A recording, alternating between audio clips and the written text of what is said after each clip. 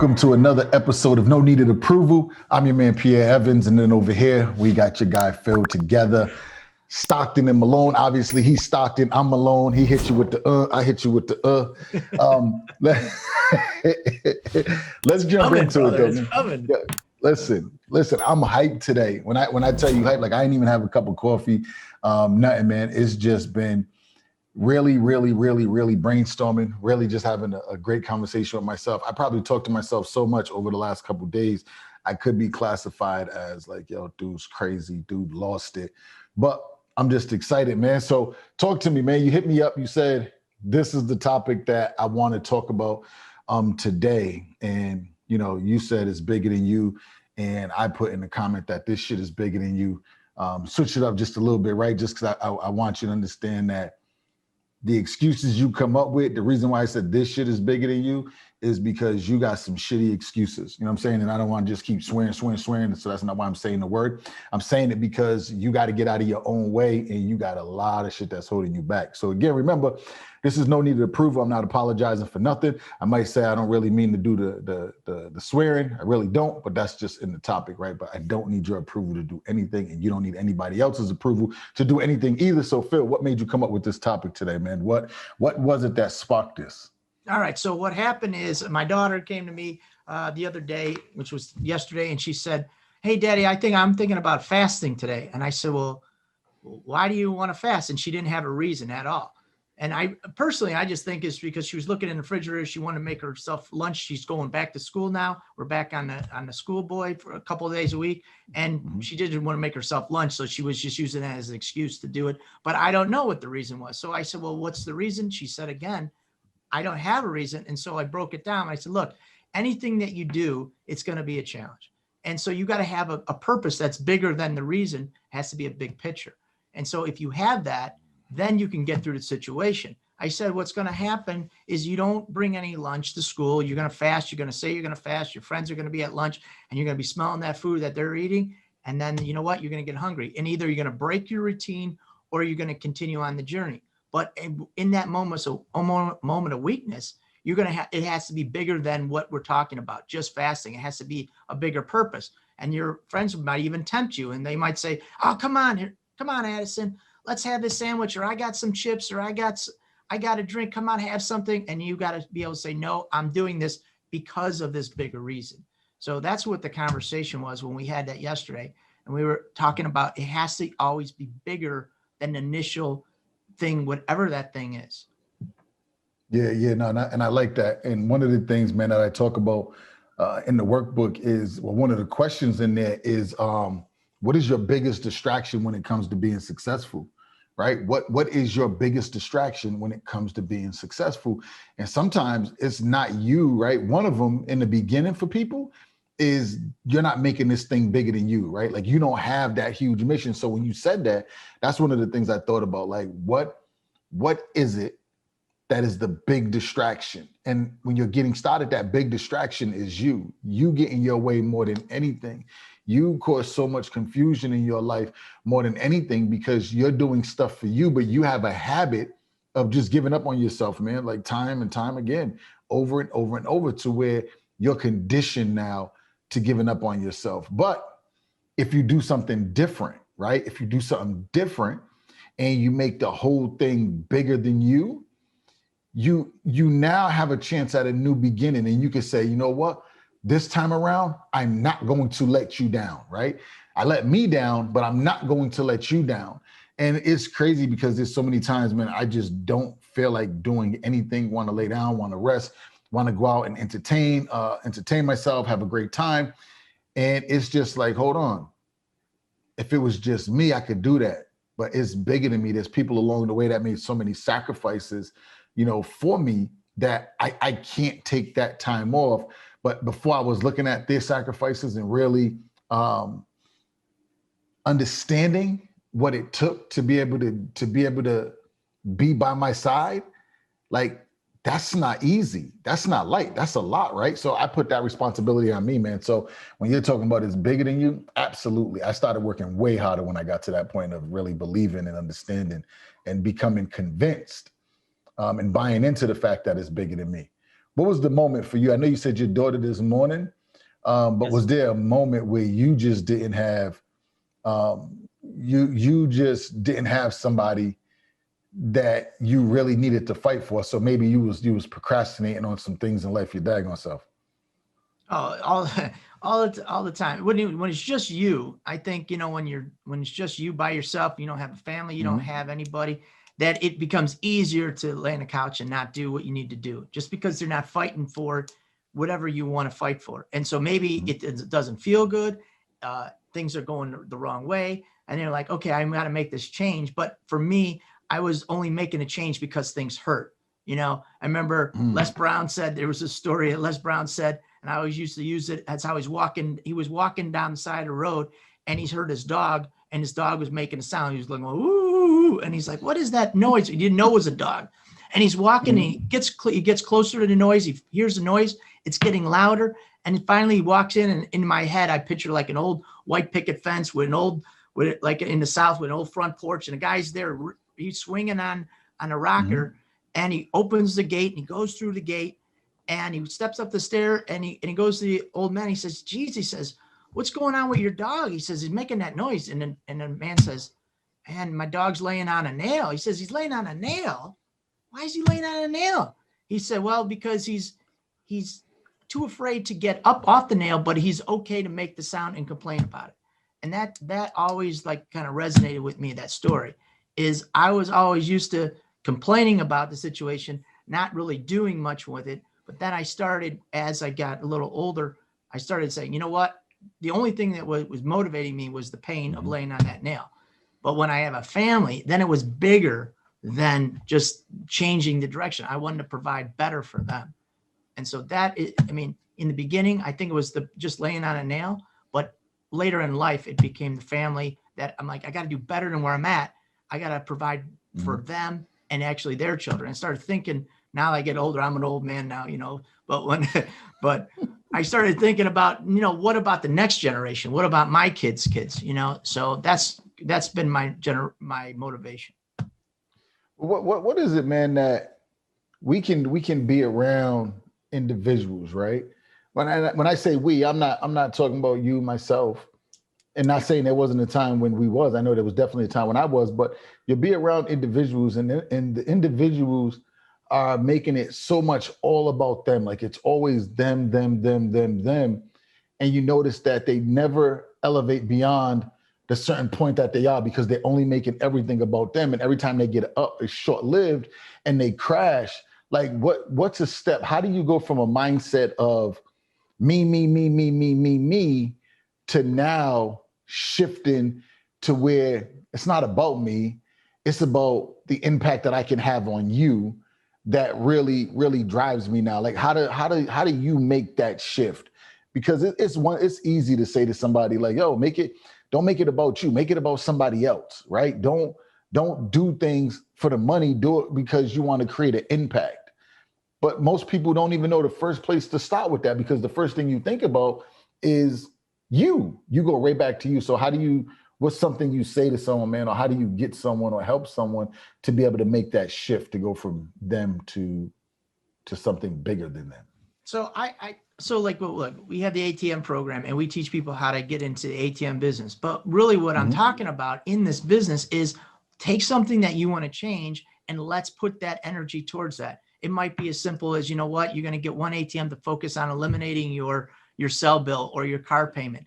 But a lot of the people I talk to be honest with you, that's what I tell them. But really, they're thinking bigger picture. They're thinking, you know what, I want to set some money aside for my kids for college. I want to help them so they have something bigger. I can leave them something like generational wealth type of stuff.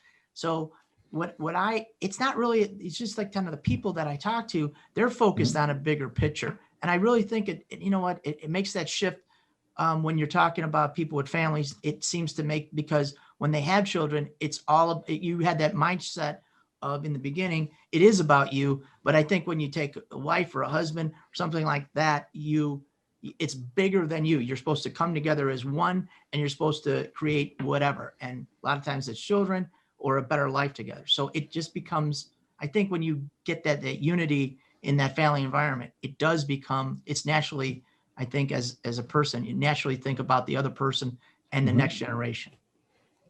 But do you, and the only reason and I'm sitting here and I'm thinking and I'm like, man, I hear so many people. And when you was talking legacy, it made me think like, yo, there's really people in this world that say, I'm not going to get life insurance because I don't want my significant other to be living a lap of luxury with someone else. You know what I'm saying? Like, I don't want some other dude, or, you know what I'm saying? A dude is like, I don't want no other dude coming into the house and now they living, you know what I'm saying? They living in luxury because they living off this insurance money. And the lady like, I don't want my man to be running around here and he enjoying all this money and he got some other chick under his arm. It's like, yo, it's really bigger than you. And when you're saying that, it makes me think like, how could somebody be so selfish to say, yo, if something happened to me, I don't want you to be well because you're gonna be well with somebody else. But it ain't even about you being well or not being well. It's about you being able to enjoy life without me. No matter how you pick to enjoy life, it's you be. But people are so selfish that they're like, nah, I'm not going to do that. Now I'm not going to, every month, I'm not going to pay this insurance because if something happens to me, I want to make sure like my kids is okay. Like I start to think about all of that. And when you start to look at people, like I really be asking people like, yo, you got life insurance? And if they be like, nah, like, yo, I start to like, I'm looking at you different. That's one of the qualifying questions for me. You know what I'm saying? Because if you don't have life insurance, then that means you're not looking at at what you do in your life being bigger than you. So if something happens to you, the ones that depend on you are taken care of. Like, I don't know what's in your mind, but you might say, man, it's too much. I can't afford it. But yeah, I just watched you eat out twice this week. Like that could have paid for that policy. Right. You know what I'm saying? So there's so many things, man, when we look at, you know, this being bigger than you, that you can start to see there's they say success leaves crumbs. Yeah. So doesn't misery. So doesn't the lack of belief. So doesn't failure. Like all of these things leave crumbs as well. It's not just success leaves crumbs. Everything leaves crumbs. So you got to pick up these crumbs and you got to ask people these questions. And for me, like that's one of them, because I want to be around people that life is bigger than them. It's not just about you. It's about who can be impacted by what it is that you do. So if you tell me like, I don't got insurance, I'm like, yeah, you really ain't even caring about your family yet. You know what I'm saying? Like you still got some other stuff to do. And there's some follow-up questions, but that's one that is really big to me, man. Because I want to make sure that I'm around people that feel like it's bigger than them because they act different, they move different. I talked to a guy, he sold insurance, life insurance, and he told me that what he tells the husband is, you know, to kind of plan on having enough income for your wife to have 5 years after she's married. That's kind of like the sweet spot. And I thought, man, 5 years. What if you're 50? I said, so at 55, your wife has got to go out and try to hustle to make enough money so she can have the lifestyle that you guys built together. That doesn't make any sense to me. I mean, she should be set for the rest of her life, and you should figure out how you can get her to, you know, at least, I mean, maybe not 100, but at least to 80, you know, something like that, just so she's at least well taken care of into the game, you know, at least to there. And so I don't understand that level of thinking, but that's where just what you said. He's like, well, I don't want some other dude romancing my wife, and when she's got all the money and he can come in there and live off my hard work. And I'm like, well, yeah, but do you love her? Because if you love her, then you want her to be happy. So who cares? You want her to be happy again, right? It's one of them things where it's like, I don't like, listen, she don't need my approval to do whatever, especially when I'm gone. You know what I'm saying? She don't need it now, but especially when I'm gone. But I want to make sure that whatever she wants is approved. You know what I'm saying? Like whatever the kids want is approved. So you don't need my approval to go live any way you want to live. But what I do want to make sure is that whatever you decide you want to do after I'm gone, that it's approved. Meaning like nobody can tell you no, because you can write the check if you want. You know what I'm saying? You don't have to worry about, did your credit take a dump? Like you paid it all off. Like you started brand new, you fresh now. Right. And when we're talking about it just being bigger than you, I think a lot of that comes down to pride. You know what I'm saying? Like you have a pride thing about you. Ooh, you want to take care of all the external stuff. And all that external stuff is you want to look a certain way, right? Because when people look at you and they see success, they see money, for you, that's making it about you. And they feel like, yo, you're big, but not knowing like, yo, you could be in the secondhand store doing all your shopping, right? And still look presentable. And you could be taking care of somebody else over here. This person don't even see you. This group of people don't see all the work you put in over here, all the hundreds of people that you're taking care of, the hundreds of people that you're blessing, the thousands of people that you blessed over the years. Like, they don't see that. And because they don't see that, it bothers your pride, because you see other people getting recognition. Like, man, they do so much for people. They do all of this, that now you want to start letting your stuff be known and letting your stuff be seen. And social media really got people out of whack, where it's like, yo, look at me, see what I do. Like, I don't sit there and film when I go feed somebody. I don't sit there and film when I give stuff away. I don't film that. Why? Because I'm not doing it for you to say, oh, you give back. No, I'm doing it because it's bigger than me. Whether you see it or not, the person I impacted, they feel the impact, right? So when that happens and you can have an impact out here that nobody knows about, and you can move in the dock and impact, and over here, you like, man, dude, don't do nothing for nobody, because I'm not caring about you and how you look at me. I'm caring about the impact that I can make, right? So many times, man, we happy to be publicized. We happy to get our ego stroked.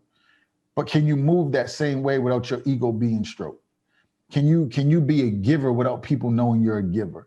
Can you bless others without somebody telling you, hey, great job, right? If you can do that, man, that there is phenomenal. That's when you really know it's bigger than you. I love meeting people and talking to them, and then you come to find out that they do all of these other things that you never even knew, but you've been seeing this person for years, but you never knew the things that they was truly doing behind the scenes. Them are real people, right? That's what I like. It's not, hey, pull the camera out, catch this. Yo, capture this. Like, nah, why? Like, yo, just do it. And for me, man, I think that that's a real sign of people understanding, like, yo, it's bigger than me. What I do is bigger than me. Not saying video ain't important, because video is key, but No, everything you do don't have to be on video. So, I mean, even in the good book, it says, you know what, you practice compassion, charity, you help the people less fortunate, but you're not supposed to go out and brag about it. You know, you're supposed to do it quietly, and that's it. Yeah. Don't bang your chest and say, me, I'm doing this. You know, you're supposed to do it, and then that's it. You don't tell nobody. You help the people you can help. And so I know I wanted to write their book, you know, to help people. And so I didn't want to do the book to help the people, really. I mean, I did want to do that, but my real motivation was, hey, I want to show my kids. I talk about my kids all the time about, hey, they should write a book, because I've seen a lot of people, they write a book, they learn how to do that process, it helps them in life. And I've been encouraging them since they were little to write a book. You know what? It's like falling on deaf ears. They never like, yeah. So I thought, you know what? If I did that, if I wrote a book, and let me tell you, I squeaked out of school. Like, you know, there's a skin in your teeth. I didn't have any teeth on that. Just squeaked out. And writing, not so much, you know, terrible. But so we got to put this book together, and I did it for the sole purpose of just so the kids can see it can be done by somebody they know, which would be me. And so now, you know what, my daughter talked about, she wants to write a book. I don't know if it'll come to fruition, but at least she knows somebody who wrote the book, and you know what, it'll help her out. So I'm at least excited about the fact that we did something, put the book together, and now it can show them that they could do it too. Of course.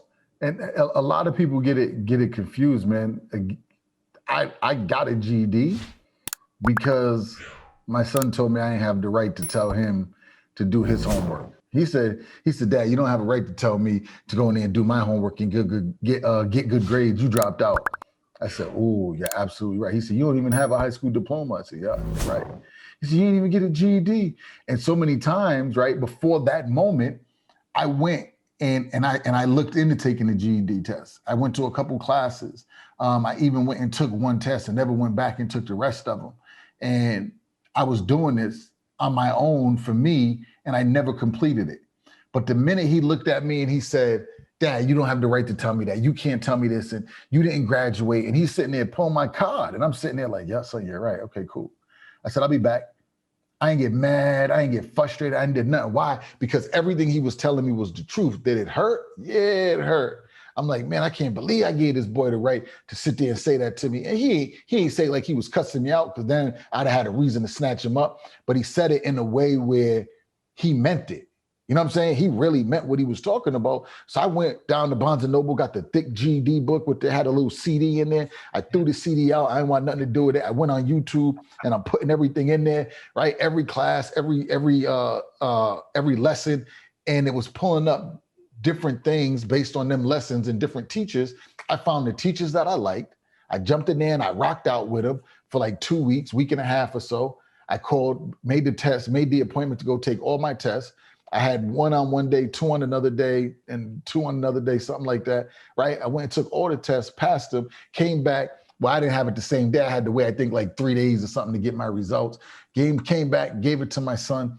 And I was like, yo, you'll never in your life tell me that I don't have the right to say something to you because I don't have something that I can control.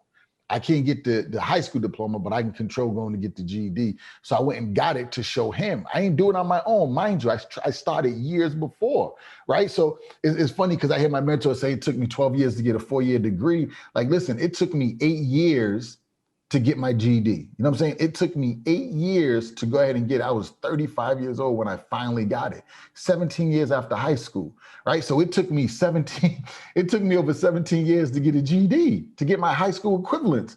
And when I think about that, I didn't do it for me. I did it so he wouldn't be able to say what he said to me. And right, then my son started to look, then I wrote the book on him. If it was about you would have got it done right away, but it wasn't. It was about him. So it was big, just like, here we go. It was bigger than you. You know, a lot of things you said there. I know you talk about mental toughness, confidence and self-esteem a lot. And you know what? There was some mental toughness in there. Your son, he's basically, you know, calling you out a little, and then you had to make a decision. So you had to be tough on that situation and figure, all right, he's right. Let me figure out how to get it done. Yeah, and it's crazy. Like, I'm looking at him like, yo, like, you read better than me, you write better than me, you still do all of that right now to this day better than me, and you got your high school diploma. And I'm like, yo, after I got it, I almost ripped up the GED. I almost ripped it up. Like, I don't care about this. I didn't do it for this. It's not about this, but what it showed me about me is I work harder if it involves other people. Yeah. I don't work as hard if it just involves me. You know what I'm saying? Like, I'm like, I don't know. I guess I don't love myself that much, right? I love myself, but I love being able to take care of those that rely on me to take care of them. Like, I love having somebody to take care of. You know what I'm saying? So that's why I get up. That's why I continue to push. That's why I take all the BS I got to take, because it's not about me. I want to see the smile on my wife's face. I want to see the smile on my son, on my daughter. Like, I want to see them smile. When I get to see them, oh man, it's game over. You know what I'm saying? Like I love that. So definitely got to make it bigger than you. But you gotta have clarity on why. You know what I'm saying? Like why do you want it to be bigger than you? Why does it have to be, right? First, clear that up. Why does it have to be bigger than you? And then who is worthy enough, or who do you love and respect enough to make you go above and beyond who you currently are? Because who you currently are is not good enough, right? So who do you love enough to make you go beyond who you currently are? That's really the question when you look at it. Right. Well, that's, you know what you got. So what's your t-shirt? What's that? What's that t-shirt say? It says what? After you do all you can, then what was it? Oh yeah, after you've done all you can. Yes, I can't see it. I can't see it. Let me see. Let me see. See it? See it? Yeah, there you go. You can. All right. So what is that? You know, what are we doing that for? After you've done all you can, who are we doing that for? You know, and it's always going to be somebody, and you know, come back to the show. It's always somebody bigger than, you know, it's bigger than us. It's bigger than it's just bigger than what our ideas are. It's big. It has to be bigger, or it just, for me, it doesn't work. It always has to be bigger. This is why I'm doing it, because there's that time in the middle of the night where I'm like, oh, I don't want to do this anymore. I'm tired of this, but I got to push through. So yeah, the push through is hard. Yeah. Like the push through is really hard. This is what a lot of people like overlook. You know what I'm saying? The push through, when you gave everything and you sitting there and you can't even push no more, you just leaning now. You know what I'm saying? You go from a push to a lean. Yeah. Now it's like, yo, how do I get back to pushing again? how do I get back to the point where I really dig in and I push with everything that I have at that moment. So when you start off doing everything, you're 100%. And then you go through your day and that percentage dies and you might get down to 50 and then you get down to 30 and then you get down to 20, right? And then you finally hit like 5%. And at 5%, that's when that opportunity comes when you're drained, right? This is when like you really start to build. The building is once you drained out, 95% of what you had in the beginning of the day.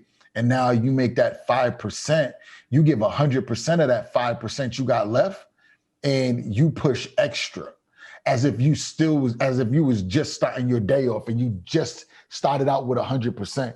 What would that push look like at that point? That's where the greatness is really created. But the only way you can tap into that space is when you stop operating for you. If you're operating for you, then that's saying, oh, I got 5%. I'm gonna take this little rest though. I'm gonna take a rest. But when you're down to 5% and that opportunity is right there in front of you, and you're like, man, let me just get this done. Like I gotta do it because this, that. I gotta do it because of this. I gotta do it for this. I gotta do it for that. Because you gave up on yourself too many times. And you always give up when you get down to that last, I can't even give you the last 5-10% of energy. But when you get down to about 30%, you start operating on like a low caliber. You know what I'm saying? Like you're 30%, you operating like you at 5 already.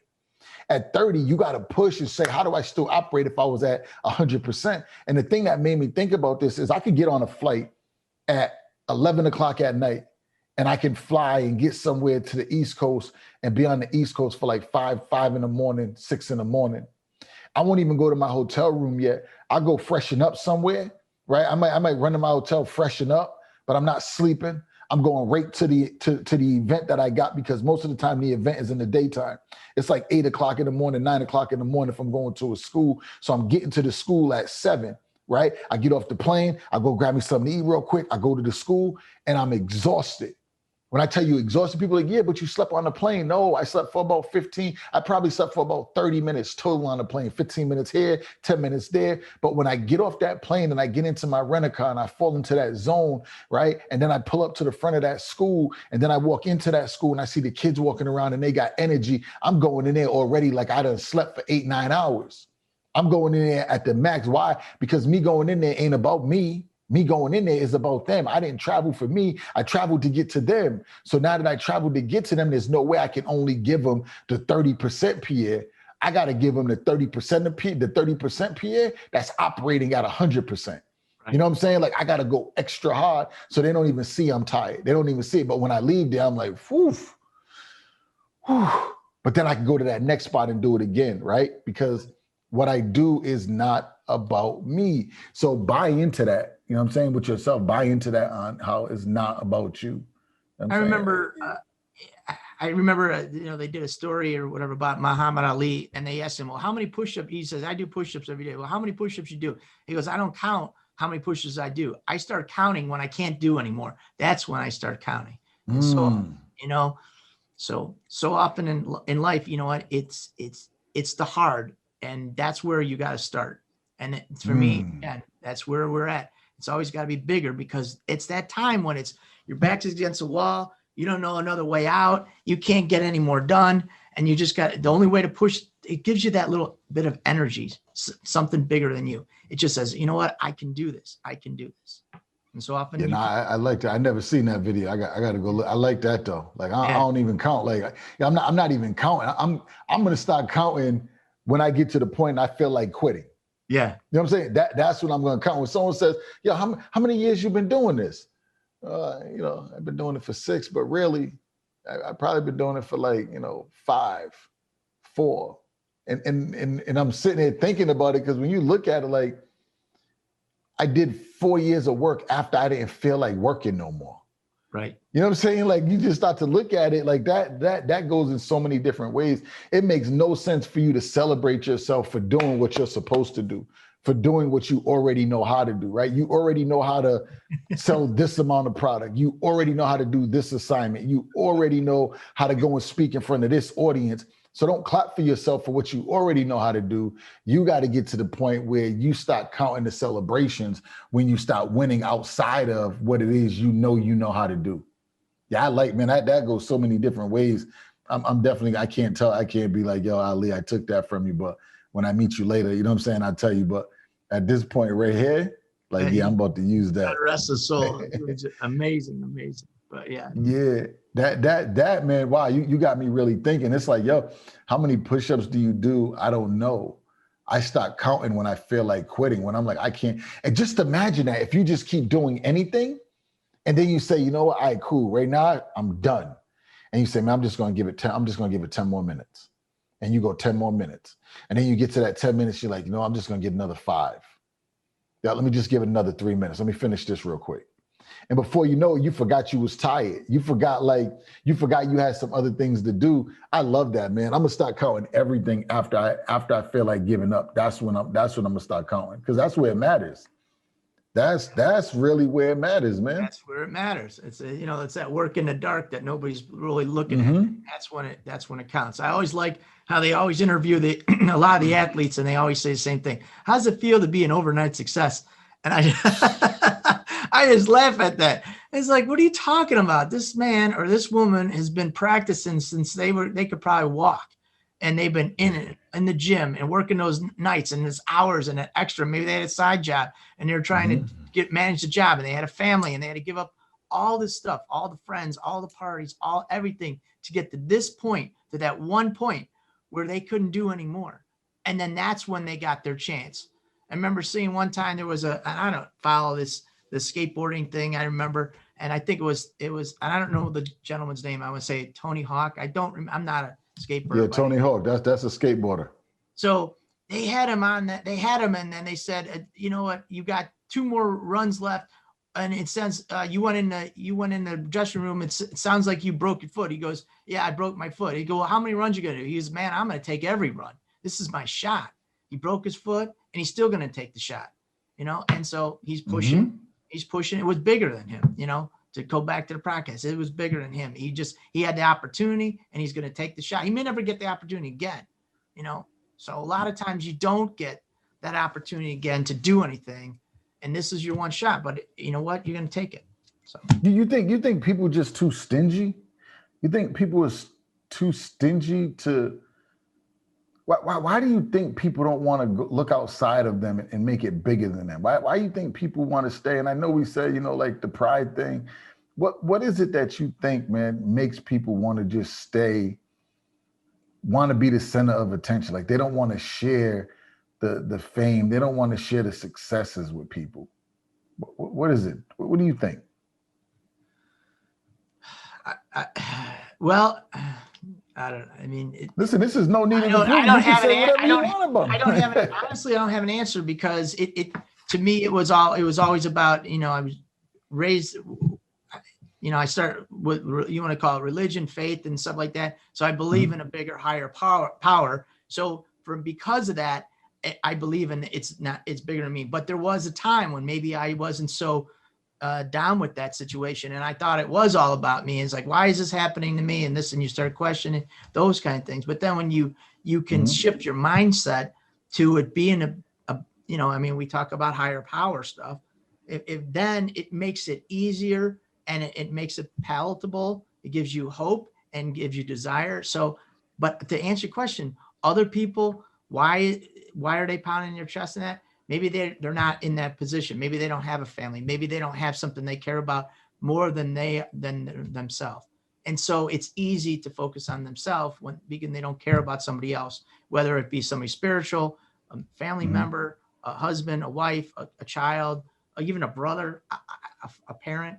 I don't know. Maybe it's just because they don't have that to care about, to make it bigger than them. That's the only answer I have for something like that. You get like just knowing like where I come from and my community. When you finally get something, right? You finally get something, or you finally have hope, you start thinking about all the people that never thought you was going to succeed, all the people that stole from you in the past, all the people you've seen do other people dirty. And you're like, man, I'm just gonna do this for me. I don't care about nobody else. And you start having that mindset of, I don't need you. I can do it. I can do it all on my own. So to say I'm doing it for you is like me saying I need you to do it.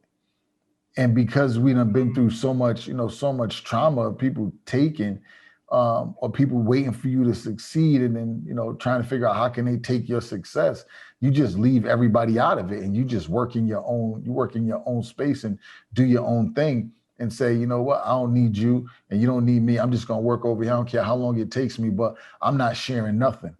You know what I'm saying? And I think we relate making it about somebody else is sharing. Like, man, this ain't about you. You don't live your life for me. Nobody wants to be the first one to give first. Nobody wants to be the first one to care first. So when you're around a bunch of people that nobody ever really cared for, they don't know how to care. And you're like, man, I'm not going to care first because they're going to take advantage of me. So why should I care? And at some point, somebody got to be the first one to care. And if you care and the person you're caring for isn't receiving it the way that you think they should, or they're not showing any gratitude for it, at that point, you're like, man, I ain't doing that again. I ain't even appreciate it. And we become battered. You know what I'm saying? We become so scarred off of a few bad interactions, over a few bad dealings, and not understanding, like, listen, you might be like that, but everybody in the world is not like that. So I might have to give to like 4 or 5 different people before I find that right person to really share with, right? To really give and really feel vulnerable, become vulnerable to a person, to have a person say, man, you couldn't do this if it wasn't for me. Yo, you're right, I couldn't. And I had said to somebody one day, I said, yo, if you wasn't in the position that you're in and around people that you're around, maybe, not saying you wouldn't have success, but maybe it wouldn't have came as soon. And the comment was, nah, I would have did it. I did it on my own, or that didn't help. And it's like, yo, like, let's not forget, man, the way we get inspired and the way we get influenced by individuals that we're around.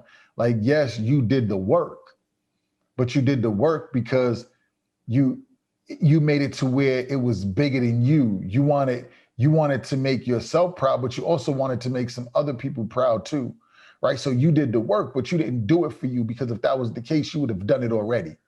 You know what I'm saying? And I think some people don't get that. We start talking about, what's success to you, and did you arrive at success? Or you say somebody doesn't belong somewhere. Wait, why not?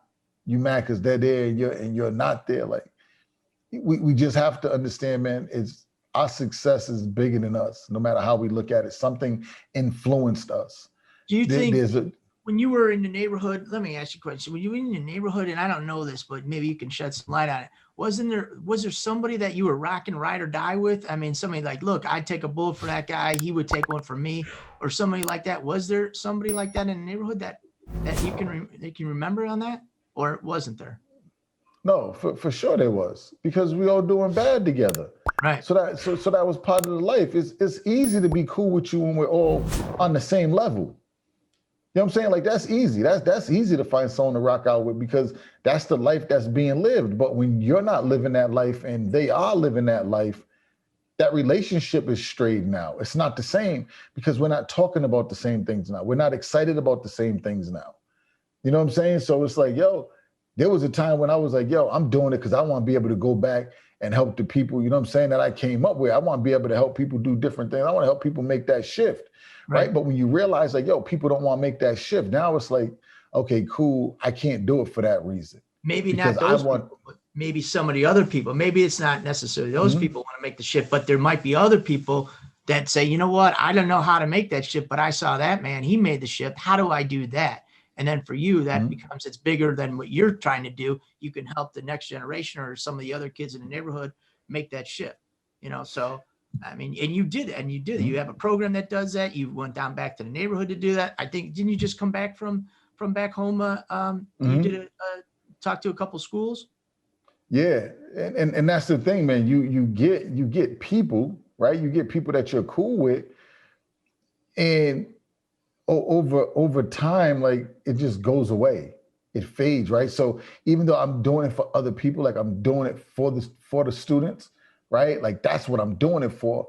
But along the way was to be able to set that example for individuals that I came up with, right? But when that When that fades out and that's not there no more, cool. I still got something bigger than me, right? I'm doing it for the students, but what's part of doing it with the students? Like, I love that, but bigger than me was not just using the stuff for the students, but being able to use what I have to help individuals that I came up with. Right. And you know what I'm saying? So that had to become a shift where I'm not doing it for that no more. Like that's not even in there no more. I'm doing it for the students, but I'm not doing it for these individuals no more. You know what I'm saying? Like that's not part of my, the shit being bigger than me. That's not what it is. But it's how do I now get the students before they get to that age, before they, the people out there get a hold of them and get their claws in too deep. How do you get it to where these students can now make a change? And that becomes where all the energy goes now, right? All of it. And it's more impactful that way. So I just think sometimes we start off with something and it's an idea being bigger than us and it doesn't work out the way we want. And we kind of lose that idea because we just go right back into being stingy mode and we don't become battered. Don't say they took advantage of it. There's another, another guy that I like to listen to, and he says, don't ever forget the reason why you started out, So, you think about that all the time. It's like what you were just saying, like, look, I started out to maybe help the kids in the neighborhood and I did the best I could. And then some of that kind of shifted, but now I'm focusing on other kids who are just like those kids in the neighborhood. And I can make impactful to change those lives. So, I mean, and so again, it comes back to what we're talking about. It's always bigger than us because it propels us to do greatness in life and it helps out somebody, which that's always a good feeling to do that. And it changes lives, so whether that might be my wife's life, my children's life, some of our students' life that we're helping out, changing their life, whoever it is, it just seems like when I study successful people, it's the people that make it bigger than them, that they're not just pounding their chest, and it makes all the difference in the world. It seems like the really successful people in life, they always make it about somebody else. And you know what? Through that, they're able to change lives. And again, it's bigger than them. Yeah, no, absolutely. So as we bring it to the end, as we bring it to the end here, as we bring it to the end, let's definitely what I always like to do, man, is what if you had 30 seconds, you would never see an individual again in your life, but you had 30 seconds to give them some advice on a benefit, right? One of the benefits of making it bigger than them. What would that be if you had 30 seconds? All I would say is in that 30 seconds, and I'll probably do it in about 6, but basically if they make it bigger than them, then they'll fulfill their destiny in their journey, whatever they're trying to do, because it's small-minded and I don't want to be rude when I say this, but it's small-minded thinking. It's about you. If you make it about somebody else, you'll fulfill it every time, because when you get tired, when you get weak, when you get broke, when somebody's beating you up, you know what? You'll think, how do I get up and make it happen? Listen, let me tell you, man, you can be as rude as you want to be here. You know what I'm saying? Like, hey, you can be as rude as you want to be, man. Because at the end of the day, listen, this is what it all comes down to, man. If you have a great idea, that's wonderful. But if you're not getting your ass up and you're not executing and you're not pushing the limits, right? You're not pushing your own expectations. You're not getting up and focused on beating yourself on a daily basis. I'm talking about, when I say beating yourself, I'm talking about make the yesterday you look like a piece of crap. You know what I'm saying? Like you don't even belong here. Like the today, when you woke up today, this is a new you. This is a person with a whole new energy high. This is a person with a whole new level of determination. Why? Because yesterday you went through some nonsense. Yesterday you got beat up. Yesterday you learned some strategies that you can bring into today. So today you're not the person you was yesterday. So when I'm saying use the old you to create the new you, that means every day you wake up, you take what happened yesterday and you go out and you improve that. You take the places yesterday where you was doing terrible and you go do better today. It doesn't mean you have to do, 100% better, but if you can just do 1% better today than you did yesterday, that's a 365% new you at the end of the year. And I just want you to keep that in mind. It's not about today. It's about the end game. It's about at the end of the year, at the end of this 12 months, who are you now? What are you doing now? What are you producing now? What value are you adding now? Forget the value you was adding then. Then you was adding value that was, okay, maybe not adding nothing. But over the course of, a few months, over the course of 12 of them, you're sitting there now and you're like, man, I came a long way. That will take your confidence to another level. But some of y'all are coming in of 1 year and leaving out the year the same way. So if you come in 21 feeling like you like a piece of crap, right? Not getting results that you want, and you go out at 21 not getting the results you want, feeling like a bigger piece of crap, then now in 22 your confidence is terrible. But if you're going through and you're noticing that every month you just keep getting better and better, right? You get better and better, and you're looking at yourself and you're amazed with yourself and you're excited about who you are. All your results will start to come to you in a different magnitude. You'll start to feel completely different about yourself. So just want you to keep that in mind. Just remember, right? Who you was yesterday is not good enough for who you need to become today, and stay focused on making sure it's not about you, but it's bigger than you. I appreciate all of you. I got my man Stockton over there. I'm alone, no needed approval. Y'all have a good one, and we're going to talk to you. Thanks, guys.